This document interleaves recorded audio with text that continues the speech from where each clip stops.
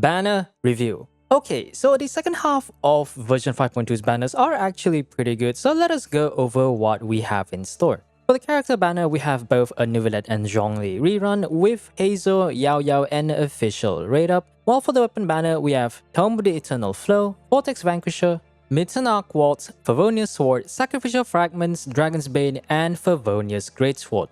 Neuvillette, arguably one of the best, if not the best DPS in the game, has a very low skill ceiling or skill floor with a very high damage ceiling. The more investment you put in him, the more return you gain, and this return is quite insane because when you compare the amount that you get based on the primo gems you invest into him, his performance is pretty strong.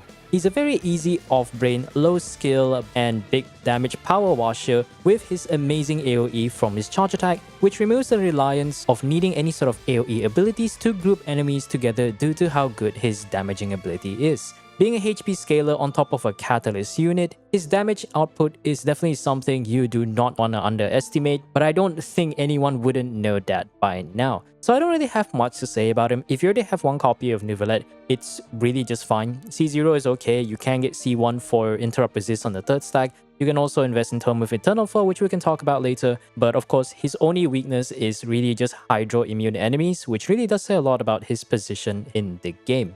Now, generally, if you are interested in pulling for constellations, as far as I know, I think all his low constellations, C1 to C3 are all pretty great, with C3 adding 3 levels to his normal attack, and C1 and C2 being pretty good because you basically gain more crit damage, interrupt resist from C1, and on top of the third stack for his charge attack, which allows you to basically run only 2 of any of the Hydro reaction characters in your team. His weapon is also going to be a good investment, but if you ask me between C1 or R1, R1 will have a bit more flexibility if you do have Furina and you want to use that weapon on other charge attack catalyst DPS.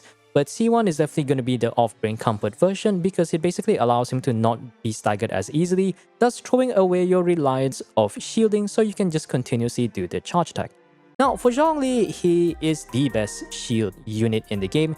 His artifact, the Tenacity of the Millilith, was basically designed after his aesthetic, so he is the original user. The resistance shred from his shield that affects enemies near the active character is pretty valuable. While it's not really the biggest damage buff, it is definitely better than nothing, granted that you already have a pretty impenetrable shield on you. He is basically the gateway for comfy gameplay, especially if you play any of the charge attack build DPS or characters that can't afford to take damage or can't afford to get staggered, such as the glass cannons like Arlecchino. While the rest of his kit does offer some amount of damage, it's a bit too inconsistent and the DPS itself is not really that high, so most of the time people usually pull him for a shield bot. If you already have C0, honestly you can kind of just stop at that constellation because C1 adds a second pillar, which is only really good if you want to have higher uptime for your tenacity. C2 makes it so that using his burst will actually apply a shield, which is only made for people who have enough energy to basically burst every rotation, and the time it takes to actually drop the burst, it's really just like a second backup rather than a reliable way to do it. So yeah, that's all Zhongli has to offer, but he's still one of the best units in the game. Shikanoin Heizou. After not seeing a rerun for a very long time, he is finally making his return. Heizou honestly is what I think to be one of the most underrated or one of the more underrated characters out there. If Sucrose is the AoE on-field driver version of him as a support unit, Heizou is basically the DPS variant of her. While his grouping is quite minimal even with the Constellation 2 effect, his damage is something that you can't really scoff at with enough investment. Although his normal attack damage is quite minimal, most of his damage actually comes from his skill and his burst, where he literally packs quite a punch. What's also great about him is that you can either build him as a regular crit DPS with a DPS build, or you can go full EM with the 4 Viridescent Veneris set, and both their overall damage profile is quite similar to each other. Being a Catalyst character, he gains access to some supportive options like the Trailing Tales of Dragon Slayer and can of course run the 4-piece Viridescent as an on-field driver for your other swirlable element DPS. Now in terms of his constellations, the most notable one are C1, C4 and C6. So C1, after Heizou takes field, he gains an attack speed buff and 1 stack for his elemental skill. It's an overall nice quality of life buff, and while the attack speed buff is rather minimal, the stack gain for his skill makes it much easier for you to maximize his skill damage. C2 grants a bit more grouping for his burst and adds another duration, but most of the time it's relatively minimal, so it's not something you really want to pay attention to. C3 and C5 just leads to a bit of a damage increase, so if it's nice to have, but not really that massive. C4 gives 9 flat energy for the first explosion from his burst, and he gains additional flat energy for any follow-up explosions. This constellation is a minor quality of life, however it does help reduce his energy requirements if you intend to burst with him with every rotation. And of course, the bread and butter is his Constellation 6. It grants him 4% crit rate for every stack he has for his skill, and it also gives him 32% crit damage for his skill once he has the maximum 4 stacks. This is his best personal damage constellation, arguably the most potent one. It can grant his skill a maximum of 16% crit rate and 32% crit damage once you have max stacks, and it's not wrong to say that he essentially turns into Saitama from One Punch Man with this constellation alone.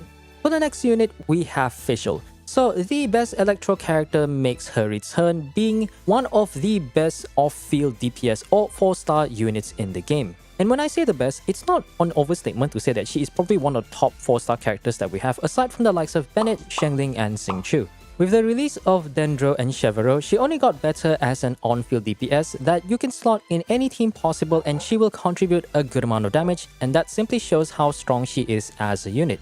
She has excellent off-field damage, amazing electro application, her Oz does actually snapshot, so things like Bennett's attack buff can be captured upon casting the skill or burst or recalling Oz when he's on field. She does have a few downsides, notably that her damage is very much single target lock with no AoE. She does have awkward uptime issues without Constellation 6, which we will discuss later, and you don't have any proper control over Oz's targeting. Her best constellations are notably C3, C4, and C6. So C1, whenever she does a normal attack, Oz does a follow-up that does physical damage. It's not really useful unless you run a physical build, and this constellation doesn't work if Oz is deployed on field. C2 makes it so that when you summon Oz, the summoning will do damage and have bigger AoE from the skill. It's a small boost to damage, it's a nice one, but it's not too important because most of the damage comes from Oz in her turret form rather than the actual summoning. But it is a nice buff for AoE situations. C3 and C5. C3 is decent for a damage increase because most of the damage actually comes from a skill, while C5 adds 3 levels to the burst, which is okay but a very minor damage increase. So for C4, whenever her burst is used, it does additional damage and it heals Fischl a certain amount of HP after the ability ends. The healing is nice for her to sustain herself, and it's also quite a nice boost for AoE situations.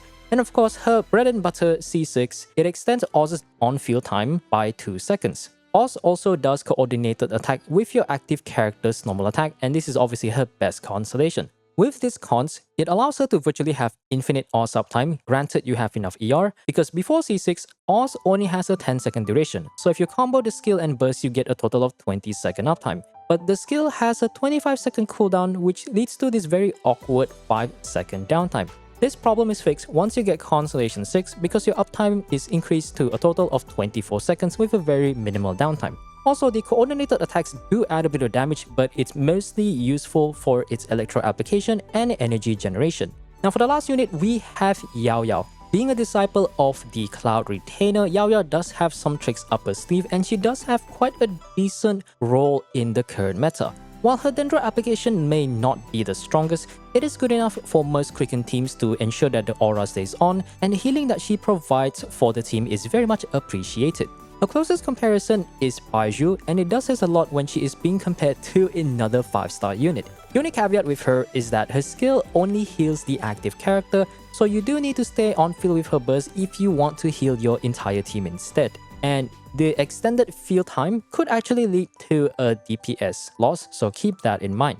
While she does work perfectly fine at C0, her constellations does provide some minor buffs and quality of life, so let's look over them. So for C1, whenever her Radish explodes, the characters in the range of the explosion gain Dendro damage bonus and stamina restoration. It is a nice quality of life. The Dendro bonus is particularly good if you put her in any spread teams.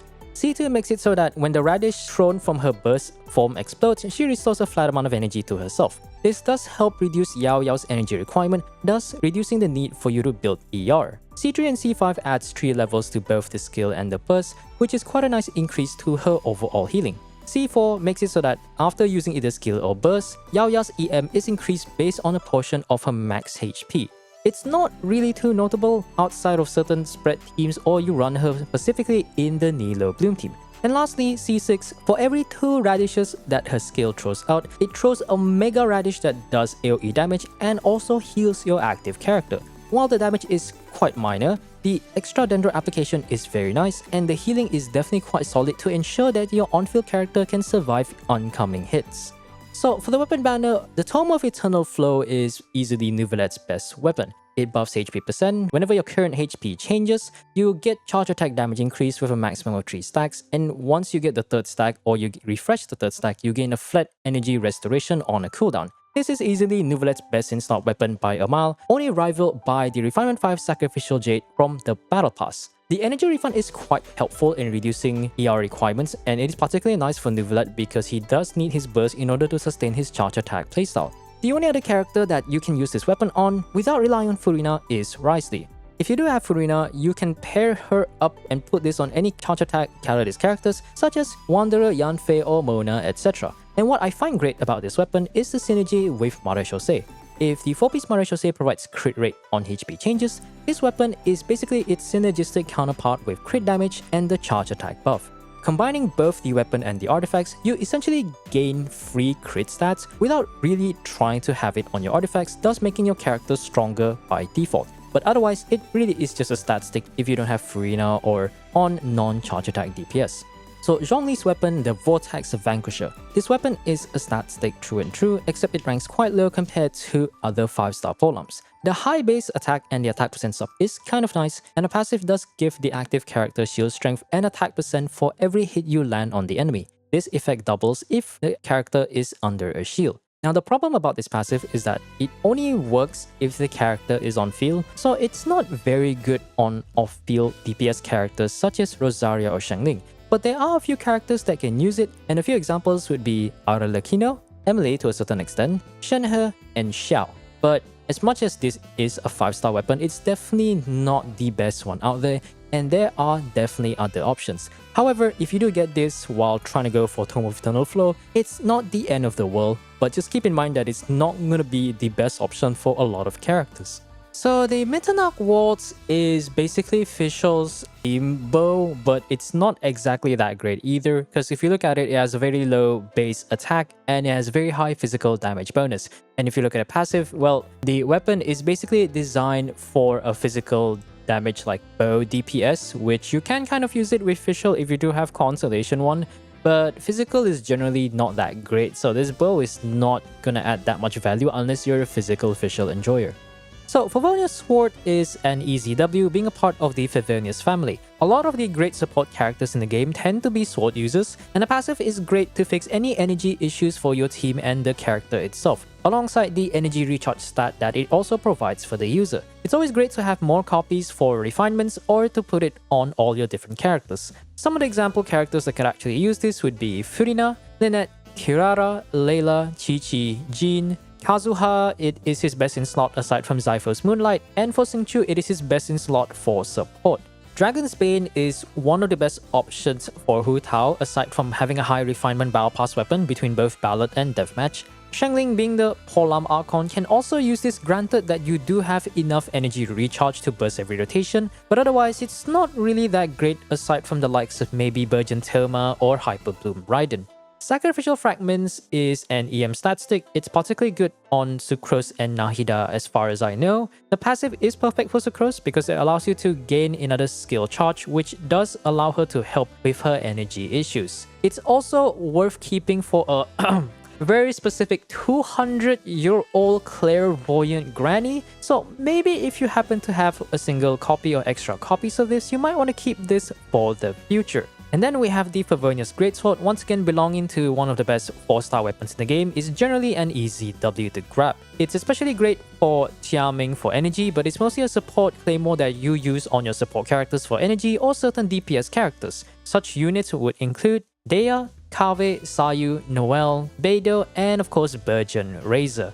Overall, I think these banners are actually pretty nice. Having multiple Favonius weapons in the banner is actually quite nice for any long-term players. And the 5-star weapons like Vortex Vanquisher may not be the best for you, and Home is a little bit niche, but it can be used for certain characters if you do have the right components. Neuvillette and Zhongli are both relatively strong units, with Neuvillette having more value if you were to pull for either the weapon or the constellations, but Zhongli is a perfectly fine unit at C0 to have. Otherwise, I think that's it for the banner review. Hopefully you guys found this video useful, and I'll see you guys in the next video. This is Ethereal, signing off. Peace.